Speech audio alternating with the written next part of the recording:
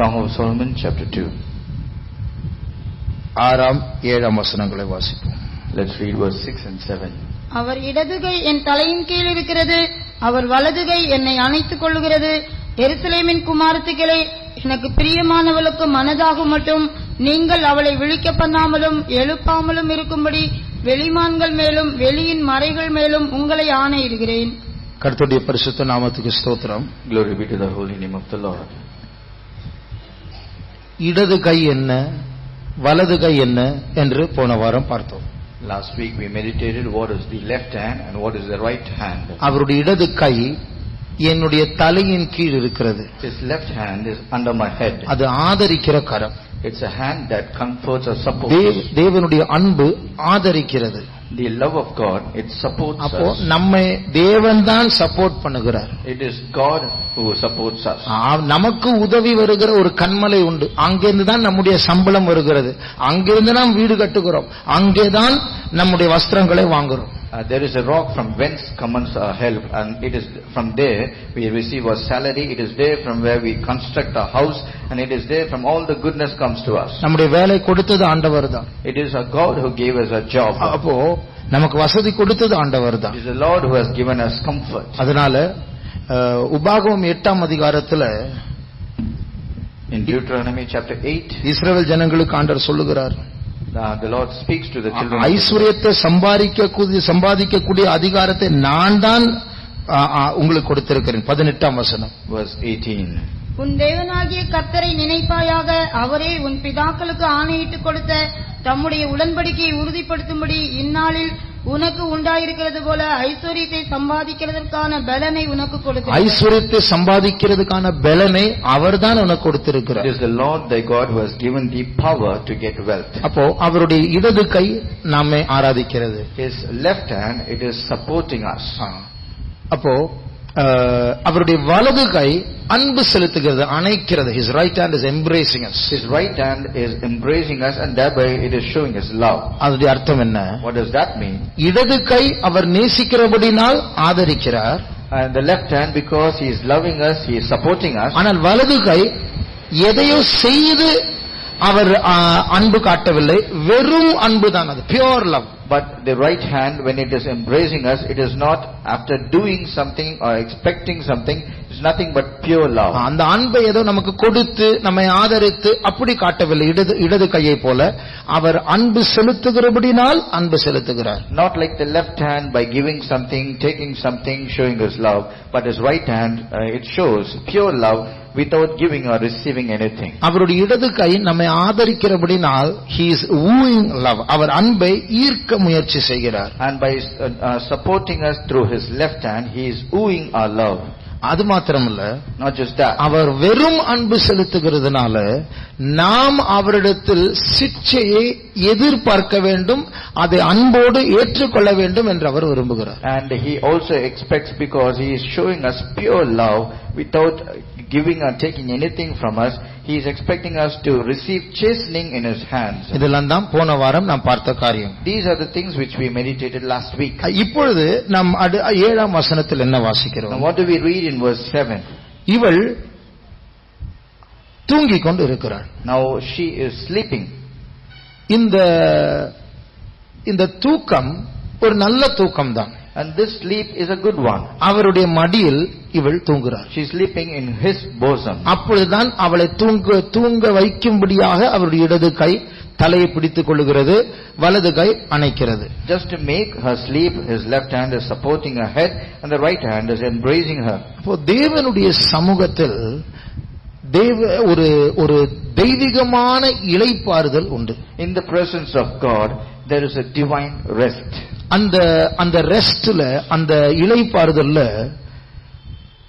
அது ஒரு தூக்கம் என்று சொல்லப்பட்டிருக்கிறது. The divine rest here, it is given as a sleep. தூங்கும்போது நம்முடைய கண்ணு மூடிடும். When we sleep, our eyes are closed. நாம் சூழ்நிலையை பற்றிய நினைவுகளை மறந்து விடுகிறோம். We will have no remembrance of our surrounding situation. அதே போல இந்த தெய்வீகமான ரெஸ்ட், ஒரு இளைப்பாறுதல், நமக்கு சூழ்நிலைகளை பற்றிய ஒரு உணர்வை மறக்க வைக்கிற, அவருக்குள் மயங்குகிறதான ஒரு இளைப்பாறுதலா இருக்கிறது. And this divine rest is a rest where we will not give importance to our surroundings or the situation, but we will be having a complete rest in Him. ஏற்கனவே சொல்லியிருக்கிறேன், Saint John of the Cross அவர் ஒரு RC father தான். ஆனால் இயேசு அதிகமாய் நேசித்தவர்.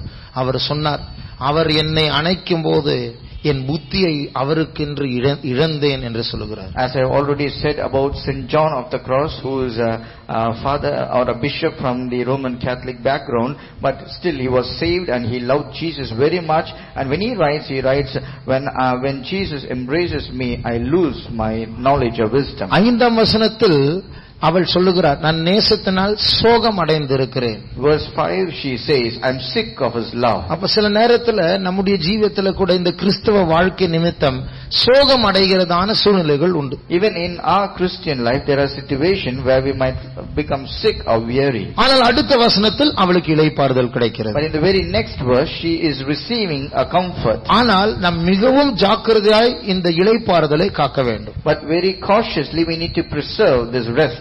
அநேக முறை நாம் விரும்புகிற இளைப்பாறுதல் என்ன தெரியுமா? lack of disturbance. அதாவது எந்த பிரச்சனை இருக்கக்கூடாது, என்ன நிம்மதியா விடுங்க, நானோடு என்னோடு இருக்கணும், எனக்கு விருப்பமானது நடக்கணும், இதுதான் நமக்கு இளைப்பாறுதல் என்று நினைக்கிறோம். Most often we think and we expect a rest where we should be lack of any disturbance. Whatever I think should happen, whatever I need should I receive, and whatever I think should all happen. This is the kind of rest we expect. எனக்கு விபரீதமாக என்னை disturb பண்ணுகிற மாதிரி ஒன்றும் நடக்கக்கூடாது, எனக்கு விருப்பமானது சாதகமானது எனக்கு நடக்க வேண்டும் என்று விரும்பும்போது அது நடக்கும்போது அதுல ஒரு ரெஸ்ட் உண்டு. ஆனால் அது இந்த ரெஸ்ட் அல்லது அந்த ரெஸ்ட் பாவத்தினால் உண்டாகுகிற rest. And whatever I think I should receive, whatever I want I should get it, and this is there is also a rest in such things when we receive, but that is not the rest which is written here. It is a rest from ceasing from all the sins. It is a rest because of sin. Sorry, it's a rest because of sin. அதாவது என்னை யாரும் disturb பண்ணக்கூடாது, என்னை நிம்மதியா விட்டுருங்க, யாரும் எனக்கு விரோதமா எழும்பக்கூடாது, எனக்கு பிடிச்சது நடக்கணும், எனக்கு பிடிக்காதது நடக்கக்கூடாது, இப்படி நம்ம விரும்புறோம் பாருங்க, அது பாவத்தினால் உண்டாகுகிறதான ஒரு rest. When we say all the things which I like should happen, and all the things which I want I should get, and all the unfavorable things should not happen to me, and this kind of rest, it comes because of sin. ஒரு குடிகாரனுக்கு அவன் அந்த வேலை வரும்போது அவனுக்கு அந்த மதுபானம் கிடைக்காவிட்டால் நிம்மதியற்றவனாய் போகிறான். For a drunkard, at the time when he wants to drink and he doesn't receive his portion, immediately he becomes restless. புகைப்பிடிக்கிற மனுஷனுக்கு அந்த டைம்ல ஒரு சிகரெட் இழுத்தால் தான் அவனுக்கு நிம்மதி கிடைக்கிறது. For a smoker, if he doesn't receive a smoke or a puff in order to smoke at the time when he wants to, then he becomes restless. அப்போ அந்த சிகரெட் இழுக்கும் போது அல்லது குடிக்கும் போது ஒரு ரெஸ்ட் கிடைக்கிறது. And at the time when he will smoke his cigarette or when a drunkard drinks his drink, then they will get a rest. ஆனால் அந்த ரெஸ்ட் அவனை மரணத்திற்கு கொண்டு போகிறது. குடிக்க சிகரெட் பிடிக்க மரணம் அவன் கிட்ட வந்து கொண்டு இருக்கிறது. But that rest, as he continues smoking and when he continues drinking, it slowly takes him to death. இந்த உன்னத பாட்டினுடைய இந்த சாராம்சம் எல்லாமே தேவனை பற்றிதான். The crux of whole of this Song of Solomon, it is nothing but it's all about God. அதாவது நாம் நம்மை மையமாய் வைத்து என் இளைப்பாறுதல் என்று நம்முடைய சந்தோஷத்தை ஆதாரமாய் வைத்ததான அந்த இளைப்பாறுதல் அது பாவத்தினால் வருகிற இந்த குடிகாரனுடைய இளைப்பாறுதலை போல். When we have everything as self-centered and when we seek only our comfort and our pleasure, and that is out of sin, like the pleasure which this drunkard receives. ஆனால் இந்த சூலமித்தியாளுடைய இளைப்பாறுதல் அவள் விரும்புகிற அவளுடைய மனதில் இருக்கிற அவருடைய மடியில் இருக்கிற இளைப்பாறுதல். But for the Shulamite woman, it is not the rest which is of her own or which she liked it, because now she is in his bosom. It is of his pleasure and his rest. இஸ்ரவேல் ஜனங்கள் அவர்களுக்கு ஆண்டவர் கானான் தேசத்தில் பெரிய யுத்தங்கள் முடிந்து ஒரு பெரிய rest கொடுத்தார். And for the people of Israelites, after they reached the land of Canaan, after they fought many big wars, the Lord gave them a complete rest. யோசுவாவில் வாசிக்கிறோம், the land had rest from war அப்படின். In Joshua we read that the land had rest from all the wars. யுத்தங்களை விட்டு ஓய்ந்தது. அந்த வசனத்தை வாசி.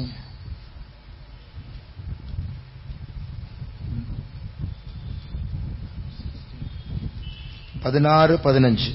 அதற்கு யோசுவா, நீங்கள் ஜனம் பெருத்தவர்களாயும் எப்ராயிம் மலை யோசுவா 16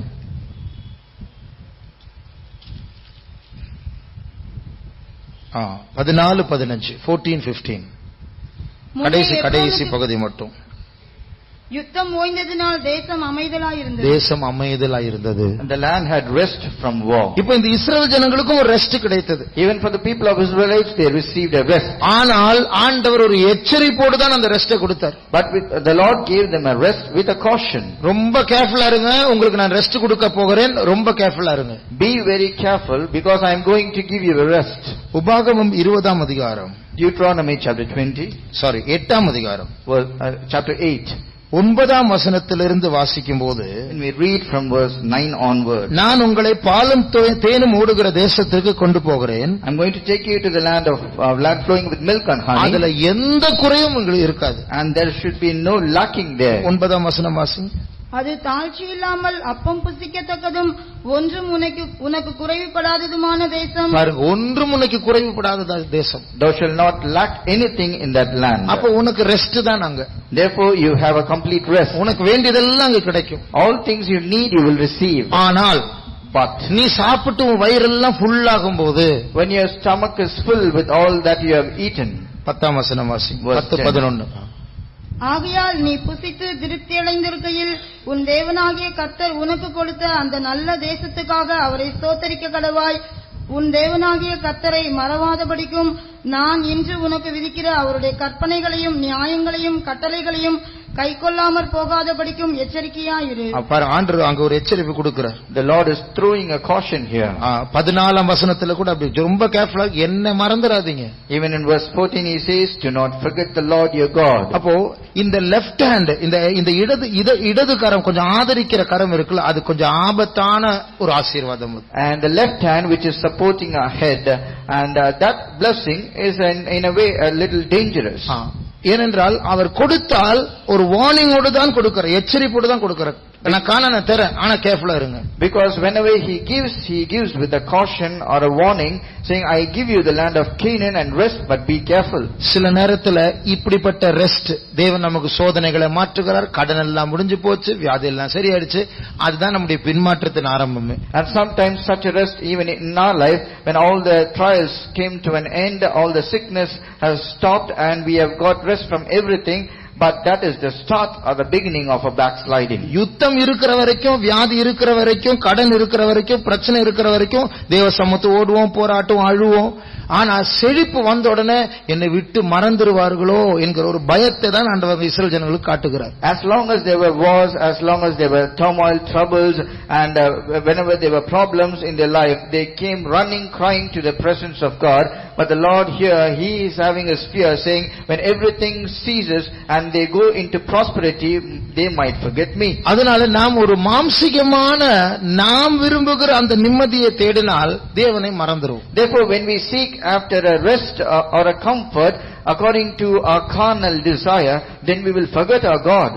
அதனால தேவன் நமக்கு தருகிற ரெஸ்ட் இருக்கு. Therefore, there is a rest which God Himself giveth us. அவர்தான் அந்த rest. And He Himself is our rest. அவருடைய சமூகம் தான் அந்த இளைப்பாறுதல். And His presence is our comfort. அப்போ அந்த ரெஸ்ட் தான் நிரந்தரமானது, பாதுகாப்பானது. That rest is eternal, and that rest is also a safety for us. அந்த இளைப்பாறுதல் என்று சொல்வது யுத்தம் இல்லாத ரெஸ்ட் அல்ல, அது யுத்தத்தின் மத்தியில் இருக்கிற rest. When we say a rest here, it is not a rest from all the wars, but a rest in between the wars. இப்போ இந்த இடது கரம் அவளுடைய தலையின் கீழ் இருக்கிறது, அவளை அவருடைய வலது கரம் அணைக்கிறது. Here the left hand, it is supporting the head, and the right hand is embracing her.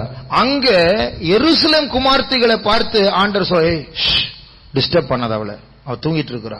Here the Lord is warning the daughters of Jerusalem, saying, please do not disturb because she is sleeping.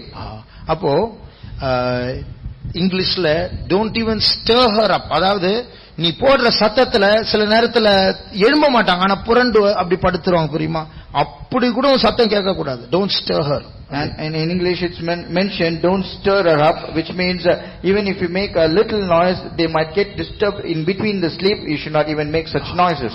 விட்டுரு, அவளை விட்டுரு, நல்ல இளைப்பாறட்டும். Just leave her because let her take a complete rest. அப்போ அந்த இளைப்பாறுதலை ஆண்டவரே தருகிறார், ஆண்டவரே பொறுப்பெடுக்கிறார், maintain பண்ணுகிறார். The Lord himself, he giveth this rest, he maintains and he undertakes this rest. இப்போ தேவனுக்குள் நம்ம இளைப்பாறுதலை கண்டுபிடிக்கும் போது, therefore when we find the rest in God, அந்த இளைப்பாறுதல் எதனால் வருகிறது என்றால் பிரச்சனை இல்லாததனால் வராது. அந்த பிரச்சனை இருந்தாலும் அந்த பிரச்சனை தேவனுடைய பொறுப்பில் இருக்கிறது என்கிறதான அறிவினால் வருகிற இளைப்பாறுதல். That rest doesn't come because we have ceased from all the problems, but rather the problem is in the hand of the God, and the God himself give us this rest in between the problems. 2 கொரிந்தியர் 11ஆம் அதிகாரத்தை வாசிக்கும்போது, when we read 2 Corinthians chapter 11, அங்கே பரிசுத்த பவுலுக்கு வந்ததான மோசங்களை பற்றி நாம் வாசிக்கிறோம். and there we read about all the trials St. Paul faced. perils 26ஆம் வசனம் வாசிங்க. அநேகந்தரம் பிரயாணம் பண்ணினேன், ஆறுகளால் வந்த மோசங்களிலும் கல்லரால் வந்த மோசங்களிலும் என் சுய ஜனங்களால் வந்த மோசங்களிலும் அந்நிய ஜனங்களால் வந்த மோசங்களிலும் பட்டணங்களில் உண்டான மோசங்களிலும் வனாந்தரத்தில் உண்டான மோசங்களிலும் சமுத்திரத்தில் உண்டான மோசங்களிலும் கள்ள சகோதரரிடத்தில் உண்டான மோசங்களிலும் இத்தனை மோசங்களை பற்றி அவர் சொல்லுகிறார். He is mentioning about so many perils. அப்ப அவருடைய ஊழியத்தின் போது அங்கேயும் இங்கேயும் பிரயாணம் பண்ணும்போது எத்தனை ஜனங்களை சந்தித்தார், எத்தனை பேர் அவருக்கு விரோதமாய் எழும்பினார்கள். And during his ministry he met many people rose against him. திருடர்களை சந்தித்திருக்கிறார். He has met robbers. பாலைவனத்தில் பிரச்சனைகள் வந்திருக்கிறது. There were perils in the wilderness.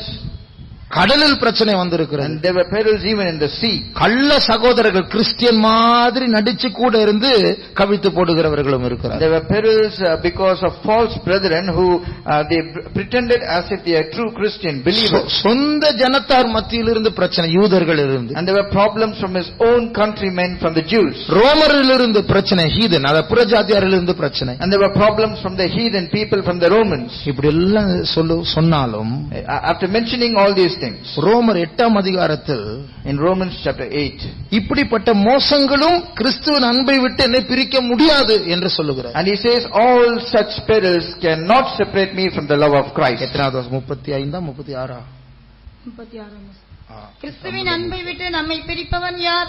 உபத்திரவமோ, வியாகுலமோ, துன்பமோ, பசியோ, நிர்வாணமோ, நாசமோசமோ. அதான் அந்த மோசங்கள். And here it's mentioned as peril. இங்கிலீஷ்ல ரெண்டு ஒரே வார்த்தை, கிரீக்லயும் ஒரே வார்த்தை தான். In English and Greek it's one word. அப்ப இத்தனை மோசங்களை சந்தித்தாலும் அவர் சவால் விடுகிறார், கிறிஸ்துவின் அன்பை விட்டு இந்த மோசங்களும் என்னை பிரிக்க முடியாது. அதுதான் அவருடைய இளைப்பாறுதல். And after mentioning about so many perils, he also says no such peril can separate me from the love of Christ, and this is the rest which he has received. அப்போ இதுதான் நம்முடைய இளைப்பாறுதலா இருக்கும். And this should be even our rest.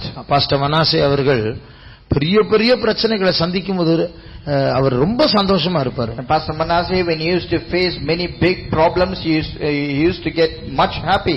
எல்லாரும் கலங்கிட்டு இருப்பாங்க, அவர் இப்படிதான் வரட்டும் தேஜு, இப்பதான் எனக்கு ரொம்ப சந்தோஷமா இருக்கு அப்படின்னு சொல்லுவார். When all the others will be troubled in their heart, he will be very happy, saying, and this is how problem should come, brother Teju, he will say. இதுதான் நம்முடைய rest. And this is our rest.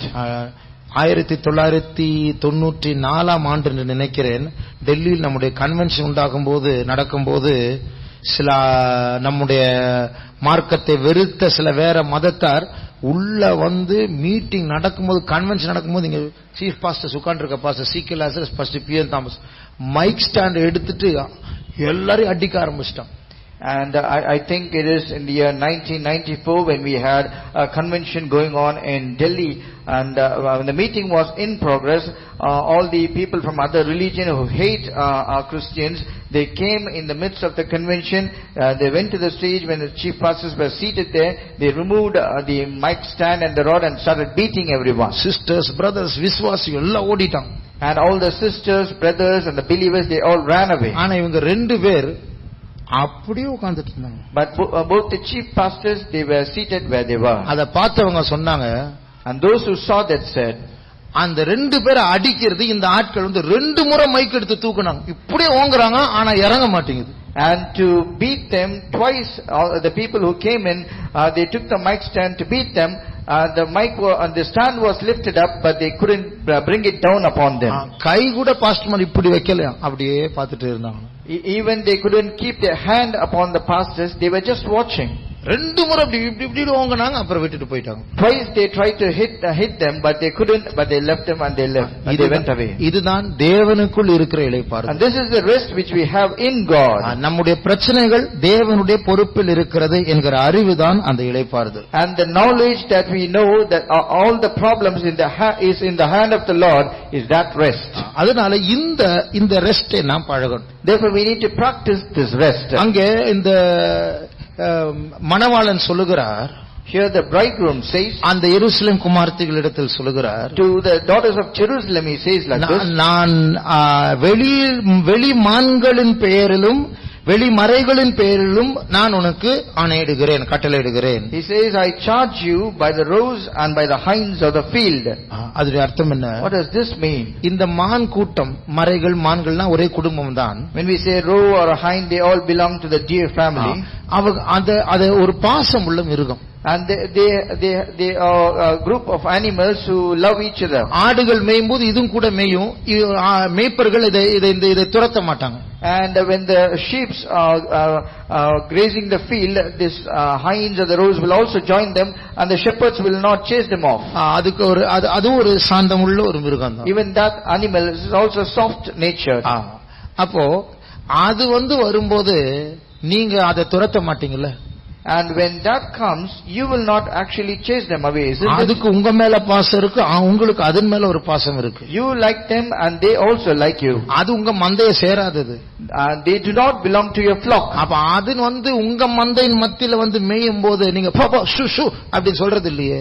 And when that comes and they join into your flock and start grazing the field, you will not chase them away, isn't it? உன்னுடைய மந்தையில் இல்லாத ஒரு மிருகத்தின் மேல் உங்களுக்கு பாசம் இருந்து நீங்க தள்ளாம இருக்கிறீங்க, இவள் என்னுடையவள், நீ டிஸ்டர்ப் பண்ணாத. And those animal that doesn't belong to your flock, even that animal you don't chase it away, but she belongs to me, and therefore please do not disturb. அப்போ தேவனிடத்திலிருந்து தேவன் இப்படியே நம்மை பொறுப்படுத்தி நம்முடைய இளைப்பாறுதலை அவர் பாதுகாக்கிறார். Likewise the Lord takes charge of our rest and he undertakes us. இந்த எருசலேம் குமாரத்திகள் யார்? Who are these daughters of Jerusalem? ஏற்கனவே நாம் அதை பார்த்து விட்டோம், ஆனால் கண்டிப்பா மறந்திருப்போம், அதனால மறுபடியும் சொல்லுகிறேன். We have already seen this before, but you would have forgotten, so I am going to repeat it once again. இவர்கள் எருசலேம் குமாரத்திகள். They are the daughters of Jerusalem. யூத பெண்கள். They are Jewish women. இவர்கள் கிறிஸ்தவர்கள் தான், அதாவது ஆவிக்குரிய விளக்கத்தின்படி கிறிஸ்தவர்கள் தான், ஆனால் ஆழமான வெளிப்பாடு இல்லாத கிறிஸ்தவர்கள். In a spiritual interpretation, they are none else but other Christians, but they do not have a sound doctrinal wisdom concerning the scriptures. முதலாம் அதிகாரம் 5ஆம் 6ஆம் வசனங்களை வாசியுங்கள். Let's read chapter 1 and verse 5 and 6. எருசலேமின் குமாரத்திகளே, கேதாரின் கூடாரங்களைப் போலவும் சாலமோனின் திரைகளைப் போலவும் நான் கருப்பாயிருந்தாலும் அழகாயிருக்கிறேன், நான் கருப்பாயிருக்கிறேன் என்று பாராதீயுங்கள். போதும். இது என்ன? இவள் இந்த சூலமித்தியால், இந்த பெண் இப்ப தூங்கிட்டு இருக்கிறாளே, அந்த பெண் இப்போது இந்த எருசலேம் குமார்த்திகளை பார்த்து பேசுகிறாள். This Shulamite woman who is sleeping right now, she is speaking to the daughters of Jerusalem. நான் கருப்பாயிருக்கிறேன் என்று என்னை பாராதே. Please do not look upon me because I am black. அந்த அர்த்தம் என்னை ஒரு மாதிரி கிண்டல் பண்ணி பரியாசம் பண்ற மாதிரி ஒரு தாழ்வான ஒரு பார்வையோடு நீ என்னை பார்க்காதே. Please do not look at me in a mocking way, looking me in a mean way. நான் இப்படி கருப்பாயிட்டேன், that I become black. அப்போ நான் கருப்பா இருந்தாலும் நான் அழகா இருக்கிறேன். Though I am black, yet I am comely. இது என்ன தெரியுமா? Do you know what this is? இந்த எருசலேம் குமார்த்திகள்லாம் சாலமோனுடைய அரண்மனையில வேலை செய்றவங்க. All these daughters of Jerusalem, they are working in the palace of King Solomon. இந்த ஸ்திரீ அவள் விளக்கம் சொல்லுகிற 6ஆம் வசனத்துல, என்னுடைய சகோதரர்களுடைய திராட்சை தோட்டத்தில் நான் வேலை செய்து சூரியன் என்மேல் பட்டு நான் கருப்பாயிட்டேன். Because I became the keeper of vineyards of my brethren, I became black while working under hot sun. ஆனா இந்த எருசலேம் குமார்த்திகள் அரண்மனையில நிழல்ல வேலை செய்றவங்க. But the daughters of Jerusalem, they work in a palace under a shadow. இவளும் ஒரு காலத்தில் வெள்ளையா தான் இருந்தாள். Even she was once fair. வாசிங்க மறு 6ஆம் வசனம். நான் கருப்பாயிருக்கிறேன் என்று பாராதேயுங்கள், வெயில் என்மேல் பட்டது. என் தாயின் பிள்ளைகள் என்மேல் கோபமாயிருந்து என்னை திராட்சை தோட்டங்களுக்கு காவற்காரியாக வைத்தார்கள். என் சொந்த திராட்சை தோட்டத்தையோ நான் காக்கவில்லை. நான் திராட்சை தோட்டங்களின் காவல்காரியா இருந்தேன். வெயில் என் மேல் பட்டது. அதன் அர்த்தம் ஒரிஜினலாக முன்னாடி நான் வெள்ளையே தான் இருந்தேன். Initially I was fair, but I became the keeper of vineyards, and the sun has looked upon me, and therefore I became black.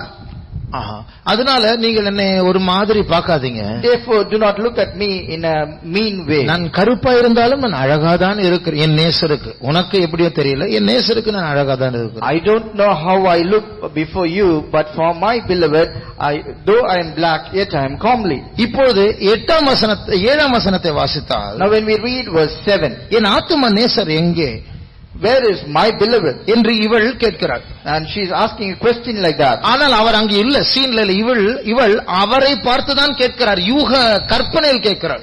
and the bridegroom or the shepherd is not at that moment, but in imagination she is asking this question. என் ஆத்தும நேசரே, நீ எங்கே இருக்கிறாய்?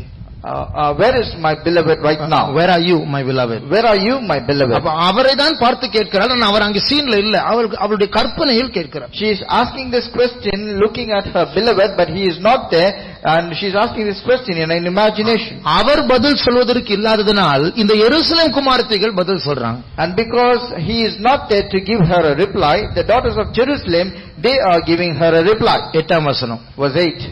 ஸ்திரீகளில் ரூபவதியே, அதை நீ அறியாயாகில் மந்தையின் காலடிகளை தொடர்ந்து போய் மேய்ப்பர்களுடைய கூடாரங்கள் அண்டையில் உன் ஆட்டுக்குட்டிகளை மேய விடு. இந்த எருசலேம் குமாரத்தி இவளை என்ன கூப்பிடுறாங்க? how are the daughters of Jerusalem calling her? ஸ்திரீகளின் Rupavati, fairest among women. இவ கருப்பா தானே இருக்கிறா. Is she not black? தான் கிண்டல்னு சொல்றது. and this is called mocking. அதாவது இவங்க தான் வெள்ளையா இருக்கிறாங்க, அவ கருப்பாயிட்டா. இப்போ ஸ்திரீகளில் ரூபவதியே அப்படின்னு பரியாசமா சொல்றாங்க. It is the daughters of Jerusalem who are fair because they are working under a shadow, but rather the Shulamite woman is black, but in a mocking way they are calling her fairest among women. நான் ஒரு கிறிஸ்தவ குடும்பத்தில் தான் பிறந்தேன். I have been born in a Christian family. 3 வயதிலிருந்து இந்த பெந்தேகோஸ்து அனுபவத்துக்கு வந்தேன். Right from age 3 onwards I am in this Pentecostal fellowship. அதற்கு முன்னாடி பேர் கிறிஸ்தவ ஆலயத்துக்கு போய் கொண்டிருந்தார்கள் பெற்றோர்கள். But before which my parents were going to a nominal Christian assembly. ஒரு நாள் அவர்கள் அந்த நாங்க பெந்தேகோஸ்து சபைக்கு வந்ததுல இருந்து அவங்க எல்லாம் எங்களோட தொடர்பு விட்டுட்டாங்க, சொந்தக்காரர் எல்லாம். Right after the moment when we came to the Pentecostal fellowship, all her relatives and the earlier church members, they broke the ties with us. அப்போ ஒரு நாள் ஒரு சாவு நடந்தது. ஆகையால் அவர்கள் மத்தியில் போக வேண்டிய சூழ்நிலை வந்தது. One day there was a death among the relatives, and therefore we had to go for the death. அந்த பாடியை பார்க்க போகும்போது when we went to see the body, ஒரு வயசான ஐயா சொல்றார். there was an old man, he said like this, பரிசுத்தவான்கள் எல்லாம் உள்ள போங்க, பரிசுத்தவான்கள், please all the saints please go inside. அது மாதிரி தான் it is like that. அதாவது நீ ரொம்ப பரிசுத்தவான், போங்க போங்க, நாங்கெல்லாம் பாவிங்க, அப்படி அந்த மாதிரி ஒரு கிண்டலான பேச்சு. அது போலதான் இவள் ஸ்திரீகளின் ரூபவதியே கருப்பா இருக்கிறார். as if in a mocking way, as if we are sinners and the others are holy, they made a fun mocking comment against us.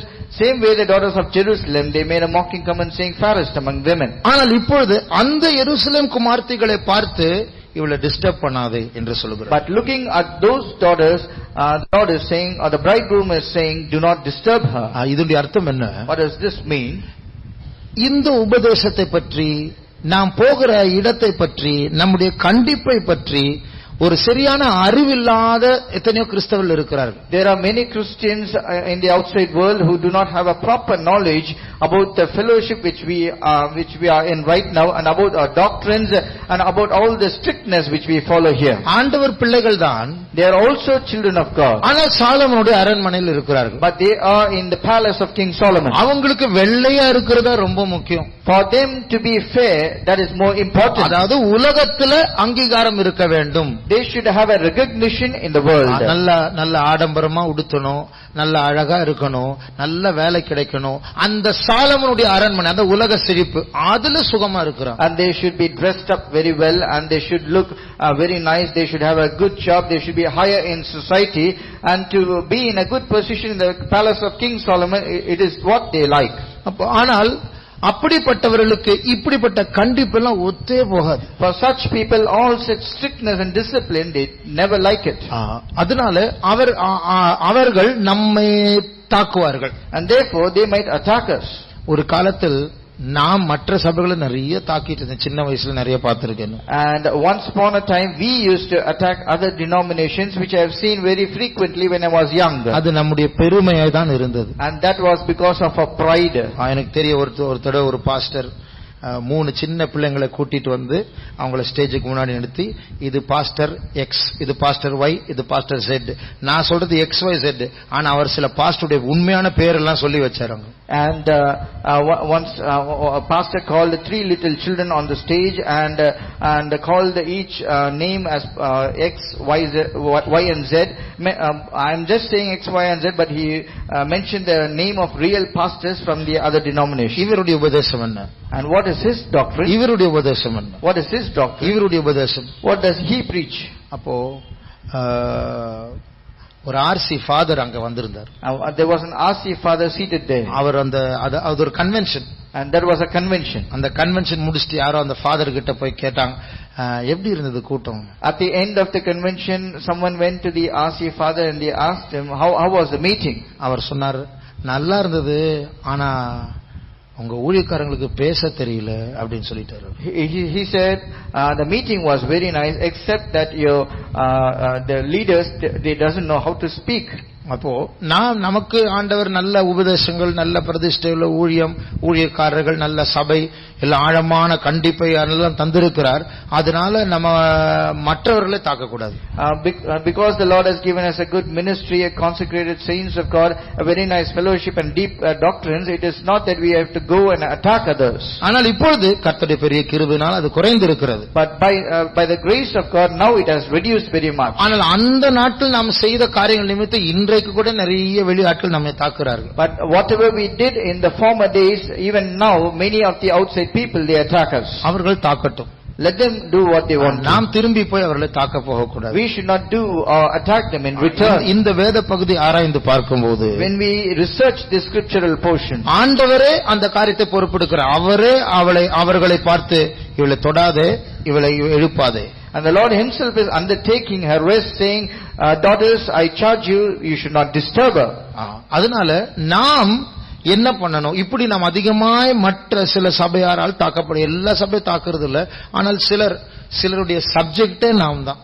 And it is not all the other denominations they attack us, but for some few denomination, the whole subject or topic what they speak is to attack us. அப்ப இப்படி நம்மை தாக்கும்போது, இந்த எருசலேம் குமாரத்திகள் தாக்கும்போது நாம் என்ன செய்யணும்? When these daughters of Jerusalem or other people, when they attack us, what we need to do? நம்ம மணவாளனுடைய மடியில போய் படுத்துறணும். We should go and lay in the bosom of bridegroom. அவருடைய இடது கையின் ஆதரவை நாம் தேட வேண்டும். We need to seek support in his left hand. அவருடைய வலது கையின் அன்பை நாம் தேட வேண்டும். We need to seek his love in his right hand. அவருக்குள் நாம் இளைப்பாறணும். Let us take rest in God. அப்பொழுது அந்த காரியத்தை, அந்த யுத்தத்தை அவர் பொறுப்பெடுப்பார். Then the Lord himself will undertake our battle. அப்ப இப்படிப்பட்ட நேரங்களில் இந்த எருசலேம் குமாரத்திகள் நம்மை தாக்குறார்கள், அதனால் நாம் பாதிக்கப்படுகிறோம் என்றால் என்ன அர்த்தம்?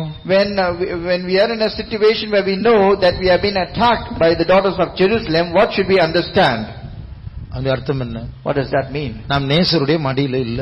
We are not in the bosom of a bridegroom. வேற எங்கேயோ இருக்கிறோம். அதனால ஆண்டவர் நம்ம அந்த எருசலேம் குமாரத்தை பேசாத, டிஸ்டர்ப் பண்ணாத என்று சொல்ல முடியல. அந்த ஸ்தானத்தில் இல்ல நமக்கு. We are in some other place. We are not in the right place, not in the bosom of a bridegroom, and therefore the Lord or the bridegroom is not unable to charge the daughters of Jerusalem to keep silent.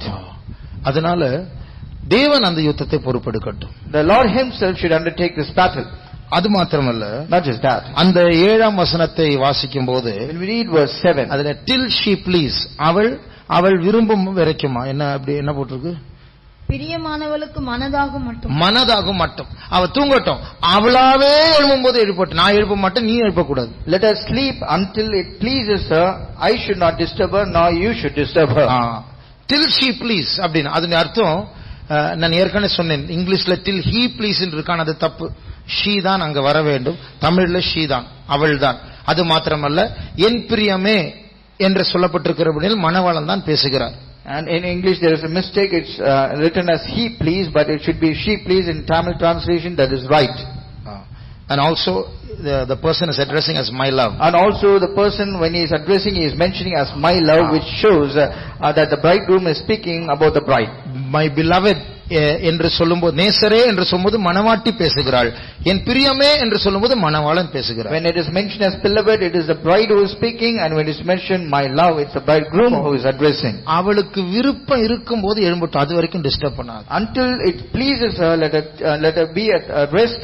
Until then you should not disturb her. பொதுவாக நாம் எல்லாரும் அடிக்கடி கேட்கிற ஒரு வார்த்தை என்ன தெரியுமா? தேவசித்தம் செய்யணும், தேவசித்தம் செய்யணும், தேவசித்தம் செய்யணும். ஆனா இப்பொழுது இவர் சொல்லுகிறார், இவளுடைய சித்தத்துக்கு விட்டு இவள் எழும்பும் போது எழும்பட்டும். And in general, we very often listen to a phrase or an idiom called, we should do the will of God, we should do the will of God. But here it's mentioned, let her arise until she pleases, let her do her own will. Until then, please do not disturb her. அதனுடைய விளக்கம் என்ன? And what is the interpretation for that? நாம் தேவனுக்குள் இளைப்பாறும் போது, when we rest in God, அவருடைய அன்பில் நாம் இளைப்பாறுதலை கண்டுபிடிக்கும் போது, when we find a rest in His love, அவருடைய சித்தமும் நம்முடைய சித்தமும் வேறுபட்டு இருக்காது, இரண்டும் ஒன்றாய் மாறும். His will and our will not be something which is different, but it will be one. அவர் சொல்வார், இதுதான் எனக்கு வேணும். And he will say, this is what I expect. நான் விரும்பினதை நீ செஞ்சிட்ட, நீ because you have already done what I expected out of you. உனக்கு இஷ்டமான நேரம் வரும் வரைக்கும் நீ தூங்கிட்ட இரு. Until it pleases you, you can be at rest. நீ எனக்குள் ரெஸ்ட் இருக்கிறதா என்னுடைய சித்தம், இதனை செஞ்சிட்டே இரு நீ. And this is my will, that you should be at complete rest in me, and you can continue doing that. அதுதான் சபை. And that is called the church. இதுதான் நாம். And it is we. ஆனால் நாம் மனுஷர்களா இருக்கிறபடினா, but because we are human beings, அடிக்கடி திருப்பி எழும்பிடுறோம். very often we will be disturbed in between. No, we rise up, we wake up. Very often we wake up. 3ஆம் அதிகாரம் 5ஆம் வசனம் வாசிங்க. Let's read chapter 3 and verse 5. எருசலேமின் குமாரத்திகளே, எனக்கு பிரியமானவளுக்கு மனதாக மட்டும் நீங்கள் அவளை விழிக்க பண்ணாமலும் எழுப்பாமலும் இருக்கும்படி வெளிமான்கள் மேலும் வெளியின் மறைகள் மேலும் உங்களை ஆணையிடுகிறேன். 8ஆம் அதிகாரம் 4ஆம் வசனத்தை வாசிங்க. Chapter 8 and verse 4. எருசலேமின் குமாரத்திகளே, எனக்கு பிரியமானவளுக்கு மனதாக மட்டும் நீங்கள் அவளை விழிக்க பண்ணாமலும் எழுப்பாமலும் இருக்கும்படி உங்களை ஆணையிடுகிறேன். 3 முறை தூங்கட்டு டிஸ்டர்ப் பண்ணாது என்று சொல்லுகிறார். Thrice he is saying the same thing, let her sleep, do not disturb her. அந்த அர்த்தம் என்ன? What does this mean? அவள் ஏதோ ஒரு நேரத்தில் திரும்பி எழும்பி இருக்கிறார். Which means she is disturbed or she is awakened in some other times. ஆனால் அதை பழகி கொண்டிருக்கிறார் அந்த அனுபவத்தை. But she is practicing this experience of being in rest in his bosom. அவ தூங்கி எழும்புறா.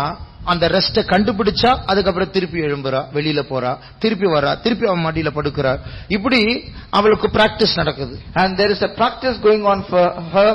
Initially she found the bosom of beloved, and she is taking rest. In between she was disturbed, she was awakened. Again she goes back to sleep, and likewise she is continuing practicing. அவள் தான் நாம். And she is we. ஆனா நாம் இன்னும் ஒரு தடவை கூட தூங்குனது ஞாபகம் இல்லையே. But in our history there is not even once that we have gone to that rest. அப்ப இந்த கவிதைக்கும் இந்த பாட்டுக்கும் நம்முடைய சொந்த வாழ்க்கைக்கு எவ்வளவு கேப் இருக்கு பாரு. Just see how much contrast or a difference is between this poem or this song and our own life. நமக்கு பிரச்சனை வரும்போது இளைப்பாறுதல் இருக்கா? When we face a problem, do we have rest? ஆண்டவருடைய அன்புக்குள்ள போய் நம்ம படுத்துறோமா? Are we going and taking rest in the love of God? Next சோதனை வரும்போது, when the next trial comes, நாம என்ன தெரியுமா பண்ணோம்? what should we do? அதுக்கு முன்னாடி ஒரு 2 வசனங்களை வாசிப்போம். Before which, let's read 2 verses. எபிரேயர் 4ஆம் அதிகாரம் 9ஆம் 11ஆம் வசனங்களை வாசிப்போம். In Hebrews chapter 4, let's read verse 9 and 11. ஆகையால் தேவனுடைய ஜனங்களுக்கு இளைப்பாறுகிற காலம் இனி வருகிறதா இருக்கிறது. தேவனுடைய ஜனங்களுக்கு ஒரு இளைப்பாறுகிற காலம் இனி வருகிறதா இருக்கிறது. There remaineth therefore a rest to the people of God. அப்ப தேவன் நமக்கு கை நீட்டி, நீங்க கலங்கி போறீங்க, நீங்க கவலைப்படுறீங்க, எத்தனையோ கஷ்டங்கள் கவலைகள் இருக்கு, நான் உங்களுக்கு தீர்வு இப்ப தர மாட்டேன், ஆனா முதலாவது எனக்குள்ள இளைப்பாற பழகுங்க, அந்த இளைப்பாறத்தை நான் உங்களுக்கு தரேன் அப்படின்னு சொல்லிட்டு அந்த அவைலபிலிட்டி எத்தனை டிக்கெட் இருக்கு என்று சொல்லுகிறது போல அவர் அந்த இந்த இளைப்பாறுதல் நான் உங்களுக்காக வைத்திருக்கிறேன் என்று சொல்லுகிறார். Therefore the Lord is stretching forth his hands towards us and he is saying, you are very often troubled when you face a problem and there is no rest, you are weary, you faint, but I have kept a rest for you, I will give it to you not now, as if we say there is an availability for a ticket to go somewhere. He is saying, I have reserved a rest for you, but I will give it later. 11வது வசனத்தை வாசி. Let's read verse 11. ஆகையால் அந்த திருஷ்டாந்தத்தின்படி ஒருவனாகிலும் கீழ்ப்படியாமையினாலே விழுந்து போகாதபடிக்கு நாம் இந்த இளைப்பாறுதலில் பிரவேசிக்க ஜாக்கிரதையாய் இருக்க கடவோம். இந்த இளைப்பாறுதலுக்குள் பிரவேசிக்க பிரயாசப்பட கடவோம் என்று ஆங்கிலத்தில் இருக்கிறது.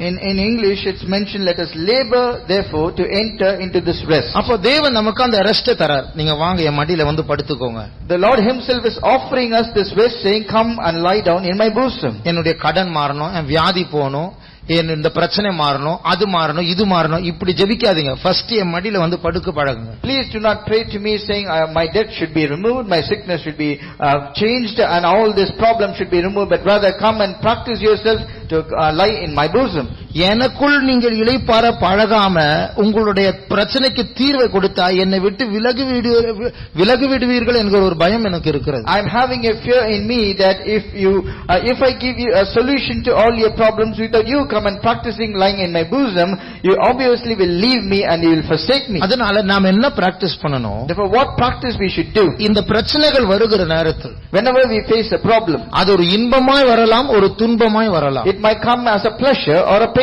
அது எப்படி வந்தாலும், no matter how it comes, நாம் முதலாவது தீர்வை தேடாமல் அவருடைய மடியை தேடுவோம். we should not first seek for the solution but rather rest in his bosom. அவருடைய அன்புக்குள் ஒரு இளைப்பாறுதல் உண்டு. There is a rest in his love. ஆண்டவரே உம்முடைய இடது கை என்னுடைய தலையை தாங்கட்டும். Oh Lord, let your left hand uphold or support my head. உம்முடைய வலது கை என்னை அணைக்கட்டும். Let your right hand embrace me. நான் கொஞ்சம் உம்முடைய மடியில் தூங்கட்டும் ஆண்டவரே. Let me sleep a little in your bosom, oh my Lord. அந்த இளைப்பாறுதலை கண்டுபிடிக்கும் போது, when we find that rest, அவர் நம்முடைய பிரச்சனைகளை மாற்றினா கூட நம்ம அவருக்குள் மயங்கி தூங்கிட்டு இருப்போம். அந்த பிரச்சனை நம்ம கிறிஸ்து, அந்த தீர்வு, அந்த இளைப்பாறுதல் நம்ம கிறிஸ்துவின் அன்பை விட்டு பிரிக்காது. Though he is going to solve the problem which we are facing, but we will be in a complete rest in his bosom. We will not even be aware of that, and no one can separate us from the love of Christ. இன்றைக்கு ஒரு தீர்மானம் செய்வோம். Let us make a decision today. ஒருவேளை நாம் ஏதாவது பிரச்சனையின் மத்தியில் இருக்கிறோம் என்றால், perhaps we might be in the midst of a big problem. ஆண்டவரே என்னை விடுவியும் என்று அப்படி ஜெபிக்காமல், instead of praying, oh Lord, please deliver me, please deliver me, எனக்கு நல்ல வேலையை தாரும், give me a good job, என் கல்யாணம் சீக்கிரம் முடியணும், my marriage should be soon over, எனக்கு குழந்தை இல்ல ஆண்டவரே, I do not have any child, இதெல்லாம் ஜெபிக்காம ஆண்டவரே உம்முடைய மடி எனக்கு காண்பியும். Instead of praying for all these things, let's pray, oh Lord, please show me bosom. உம்முடைய இடது கை என்னுடைய தலையை தாங்கட்டும். Let your left hand support my head. வலது கை என்னை அணைக்கட்டும். Let your right hand embrace me. இந்த பிரச்சனையின் நடுவில் உம்முடைய சமூகத்தை கண்டுபிடிக்க நீர் உதவி செய்யும் ஆண்டவரே. In the midst of all my problem, help me, oh Lord, to find your presence. நம்முடைய கண்களை மூடுவோம். Let's close our eyes. Jesus தான் நம்முடைய இளைப்பாறுதல். Jesus is our rest. Jesus தான் நம்முடைய நம்பிக்கை. Jesus is our hope. அவர் தான் நம்முடைய பிரச்சனைகளுக்கு தீர்வு. He is the solution for all our problems. அவர் இருக்கும்போது பிரச்சனை மாறாவிட்டாலும் அவர் இருக்கிறார் என்கிற ஒரு ஆறுதல் நமக்கு உண்டு. When he is there for us, though our problem is not changed, but we have a comfort because Jesus is there for us. அன்னாள் ஒரு பெரிய பிரச்சனையில், ஒரு பெரிய நிந்தை நிமித்தம் தேவாலயத்துக்கு சென்றாள். Hannah, because of a big problem and a great reproach, she went to the temple of God. தேவ சத்தத்தை கேட்டாள். And she heard the voice of God. உடனே ஒரு ரெஸ்ட் கிடைச்சது. Immediately she got a rest. குழந்தை பிறக்கவில்லை. The baby was not born yet. அவளுக்கு அதுதான் பிரச்சனை. But that was her problem. ஆனால் குழந்தை பிறக்கவில்லை, ஆனால் ரெஸ்ட் கிடைத்தது. The baby was not yet born, but she received a rest. ஏனென்றால் அந்த வார்த்தை, தேவனுடைய வார்த்தை அவள் கேட்டபோது அவருடைய மடியை அவள் கண்டுபிடித்து விட்டாள். Because when she heard the voice of God, she found the bosom of her God to take rest. ஆகையால் நம்முடைய பிரச்சனைகளின் நடுவில், therefore in the midst of our problem, அந்த குடும்பத்திற்குள்ள புருஷன் மனைவி பிரச்சனையா இருக்கட்டும், let it be a problem between the husband and wife in the family. family. அது மாமியார் மருமகள் பிரச்சனையா இருக்கட்டும். Let it be a problem between the daughter-in-law and the mother-in-law. முதலாவது நம்ம மற்றவர்களை குற்றப்படுத்தி நாளே வேஸ்ட் பண்ணிட்டு இருக்கோம். And we are wasting our time and all the days just by accusing others. முதலாவது வாயை மூடிட்டு அவருடைய மடியை கண்டுபிடிப்போம். Let us first keep our mouth shut and find out his bosom. அவருடைய அன்புக்குள் நுழைய நாம் முயற்சி செய்வோம். Let us try to go inside his love. அதற்கு அப்புறம் நம்ம எதிர்க்கிறவளை அவரே பார்த்து என்று அவரே வாயை மூடுவார். After which அவர்களுடைய வாயை மூடுவார். The Lord himself will look at the adversary as the opponent party and he will say, please shut your mouth. ஒரு 2 நிமிடம் நாம் ஜெபிப்போமா? For 2 minutes can we pray? ஆண்டவரே, இந்த சோதனையின் மத்தியில் உம்முடைய மடியை எனக்கு தாரும் ஆண்டவரே. Oh Lord, in the midst of my problem, please show me your bosom. நேசத்தினால் சோகமடைந்ததான அந்த சூலமித்தியாளுக்கு நீர் உம்முடைய மடியை கொடுத்தது போல, for the Shulamite woman who was sick of your love, you showed your bosom. நீர் உம்முடைய மடியை எனக்கு காண்பியும். Please show me your bosom. என்னை அணைத்துக் கொள்ளும் ஆண்டவரே. Please embrace me, O Lord. உம்மை நான் நேசிக்க பழக வேண்டும். I want to practice loving you. ஜெபிக்க ஆரம்பிப்போமா? Let me start praying, please. இயேசு நம்மை இவ்வளவாய் நேசித்து அவள் ஒரு முறைதான் என்னை ஆற்றுங்கள் தேற்றுங்கள் என்று கேட்டால் அடுத்த நிமிஷம் நேசர் அங்க வந்து விட்டார். And she just once she prayed saying, stay me and comfort me. Immediately her beloved came to her rescue. அதே போல நாம் இப்போது ஜெபித்தால் நம்முடைய நேசர் நம் பக்கத்தில் வருவார். Likewise, when we pray, our beloved will come here. ஒரு வார்த்தை பேசினால் போதும் கண்ணீர் துடைக்கப்படும். Just one word when you speak, your tears shall be wiped off. ஒரு வார்த்தை அவர் பேசினால் போதும் ஒரு பெரிய பாரம் கல் நம்முடைய இருதயத்திலிருந்து எடுக்கப்பட்டது போல இருக்கும். Just speaking one word to him, a burden like removing a big stone will be removed. அதுதான் அவருடைய மடி. And that is his bosom. அதுதான் அவருடைய ஆறுதல். And that is his comfort. அதில் அவருக்குள் நாம் இளைப்பாறுவோமாக. So let us take a rest in him. அவருடைய சமூகம் நமக்கு போதும். And his presence is enough. அவருடைய சமூகம் இந்த வருடத்தில் நமக்கு முன்பாக செல்லட்டும். Let his presence go before us in this year. ஒரு நிமிடம் 2 நிமிடம் ஏக்கத்தோடு கேட்போமா? For 2 minutes with a great earning, let's ஆண்டவரே, இந்த வருடத்தில் உம்மை நான் கண்டுபிடிக்க வேண்டும். Oh Lord, in this year I should find you. உம்முடைய இடது கரம் என்னுடைய தலையை தாங்கட்டும். Your left hand let it uphold my head. ஆண்டவரே, என்னுடைய மனசுல நிறைய சிந்தைகள் ஓடிட்டு இருக்கு. There are many thoughts running in my mind. ஆனால் உம்முடைய இடது கரம் என் தலையை தாங்கும் என்றால் உம்முடைய ஆறுதல் என்னுடைய தலையில் இருக்கும். But when your left hand will uphold or support my head, I will get a rest in my head. இந்த பிரச்சனையின் மத்தியில் உம்முடைய அன்பு எனக்கு போதும் ஆண்டவரே. In the midst of all my problem, your love is sufficient for me, O God. கர்த்தரோடு பேசுவோமாக. Let's speak to our God. அந்த மடியில் உட்கார்ந்து பேசுவோமாக. Let's sit in his bosom and speak to him. ஆண்டவரே, உம்முடைய மடி உம்முடைய அன்பு எனக்கு போதும். Oh Lord, your bosom, your love is sufficient for me. உடனே ஒரு பெரிய பாரம் நீங்கிவிடும். Immediately a great burden shall be removed. தேவ சமாதானம் நம்மை நிரப்பும். A godly peace shall fill us. ஓ, எவ்வளவு அழகான ஒரு வாழ்க்கை. What a beautiful life. எவ்வளவு அழகான ஒரு உறவு. What a beautiful relationship. பழைய வருஷம் முடியும் போது புதிய வருஷம் பிறக்கும் போது அடிக்கடி இயேசு சொன்னார், நானும் நாயகன். And when the old year was about to be over and when we entered the new year, very often the Lord spoke to us saying, I am your husband. எனக்கு மட்டும் தான் சொந்தம் என்று அவர் சொன்னார். He said, you belong to me alone. அவருடைய மடியில் தான் உட்கார்ந்து கொண்டிருக்கிறோம். விசுவாசத்தால் அது உணரலாம். And we are seated in his bosom. If you believe, you can see. ஆண்டவரே, நாங்கள் உம்முடைய மடியை தேடி வந்திருக்கிறோம் அப்பா. நீர் எங்களோடு பேசும் ஆண்டவரே. உம்முடைய வாரத்தை மாற்றி போடும் ஆண்டவரே. உம்முடைய இடது கை எங்களை தாங்கட்டும் அப்பா. உம்முடைய வலது கை எங்களை ஆதரிக்கட்டும், எங்களை அணைக்கட்டும் இயேசுவே. உம்முடைய சமூகம் போதும், உம்முடைய சமூகம் போதும். திரமாம் கஷபக்கத்தினா கரபாவ் ஷபாத்துனா திரமாவ் ஷபக்கரமானியா சபக்கத்துரே. Thank you Lord. ஸ்தோத்திரம் இயேசுவே, ஸ்தோத்திரம் இயேசுவே, ஸ்தோத்திரம். சங்கீதக்காரன் சொல்லுகிறார், The psalmist says, விடாய்த்ததும் வறண்டதுமான பூமியில் என்னுடைய ஆத்மா தண்ணீரை தேடுகிறது என்று சொல்லாமல் என் ஆத்மா உமக்கு தாகமா இருக்கிறது. The psalmist says, in a dry and thirsty land, my soul is not thirsty for water, but rather thirsty for you, O Lord my God. இதைதான் இப்பொழுது நாமும் சொல்லுகிறோம். Even we also are saying the same ஆண்டவரே, இந்த thing. கடன் பிரச்சனையின் மத்தியில் நான் கடன் தீரும்படியாக கேட்கவில்லை, உண்மை தேடுகிறேன் ஆண்டவரே. Lord, in the midst of the problem of my debts, I am not asking you to solve my debts, but rather I am seeking the அப்படி சொல்லுகிறவருடைய முகங்கள் வெட்கப்பட்டு போக மாட்டார்கள். of such people who say that they shall not be ashamed. அந்த இடது கரம் தலையை மாத்திரமல்ல வாழ்க்கையை தாங்க போகிறது. That left hand is not going to support only your head, but rather your whole life. அவரை நாம் தேடினால் When you seek after him, இந்த 2018 ஆண்டில் கர்த்தர் அநேகருடைய கடனை மாற்ற போகிறார், அநேகருடைய வியாதியை நீக்க போகிறார். in the year 2018, the Lord is going to change the depth of many people and is going to remove நம்மோடு